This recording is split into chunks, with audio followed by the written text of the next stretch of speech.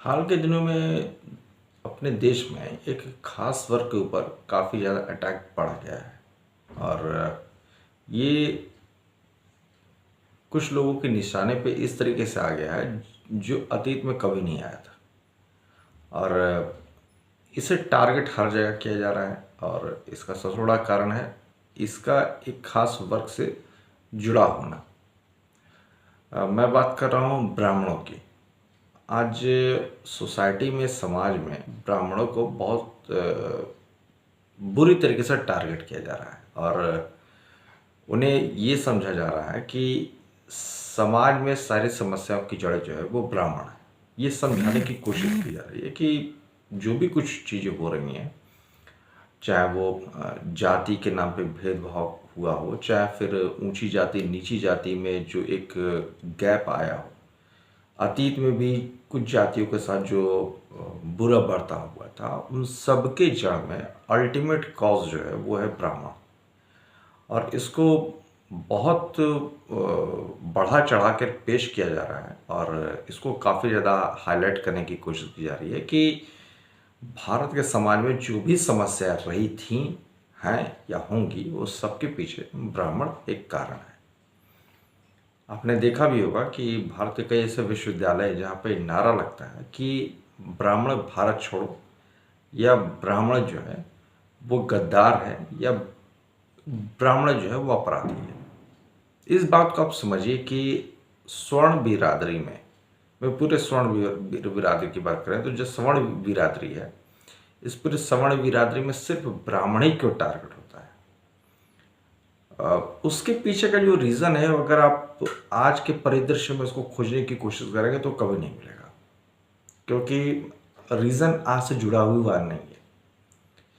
इसकी गहराई में अगर आप जाएंगे तो आपको समझ में आएगा कि आज भारतीय की संस्कृति जो बची हुई है, हम भारतीयों की जो पहचान बची हुई है, हमारे कल्चर की, हमारे ट्रेडिशन की जो भी पहचान बची है, उसमें इन ब्राह्मणों का बहुत अहम योगदान रहा है। हम लोग बहुत इजीली कह जाते हैं कि विश्व की सारी सभ्यताएं खत्म हो गई, लेकिन भारत की जो सभ्यता थी ये खत्म नहीं हुई। इसके पीछे जो मूल कारण रहा है वो है अपने देश में ब्राह्मणवाद। जब जब भारत में कन्वर्जन करने की कोशिश की गई, भारत के लोगों को भारत के धर्म से अलग करने की कोशिश की गई, मैं खास तौर से अगर हिंदुओं की बात करूं तो उस समय इन ब्राह्मणों ने शील्ड का काम किया और इन्होंने कन्वर्जन को कभी भी सफल होने नहीं दिया। आप यूँ समझ लीजिए कि कछुए के ऊपर जिस तरीके से एक उसका पूरा कवर होता है जिसके भीतर वो कछुआ सुरक्षित होता है, उसी तरीके से ब्राह्मणों के कारण ये पूरा का पूरा हिंदू जो समाज है उसके भीतर हिंदू धर्म जो है सुरक्षित है। कई बार कोशिश की गई अतीत में कि भारतीयों को किसी तरीके से कन्वर्ट कर दिया जाए, इनका मंतांतरण कर दिया जाए, लेकिन वो सक्सेसफुल इसलिए नहीं हो पाया क्योंकि जितनी बार कोशिश हुई, चाहे वो कोई भी रहा हो, बार बार इन ब्राह्मणों ने फिर उन्हें हिंदू धर्म में घर वापसी करा दी। आज एक अंतिम प्रयास चल रहा है कि इन ब्राह्मणों से अगर मुक्ति मिल जाए तो शायद ये जो समाज है इसे कन्वर्ट करना आसान हो जाएगा। और अगर ब्राह्मणों को कोई और टारगेट करता है तो फिर वहाँ पे आर पार की बात हो जाती है। लेकिन अगर हिंदुओं में से ही एक तबका ब्राह्मणों को टारगेट करता है तो फिर इसे दूसरे नज़रिए से, एक दूसरे नैरेटिव से दिखाया जा सकता है कि भाई एक तबके के कारण इतिहास में गलत हुआ था तो अब वो तबका जो है ब्राह्मणों से बदला ले रहा है। दोस्तों, सीधी सीधी बात यही है कि ये छुटकारा ब्राह्मणों से नहीं है, या ये कह लीजिए कि ये ब्राह्मणों को खत्म करने की साजिश नहीं है, ये ब्राह्मणों की विचारधारा को खत्म करने की साजिश नहीं है।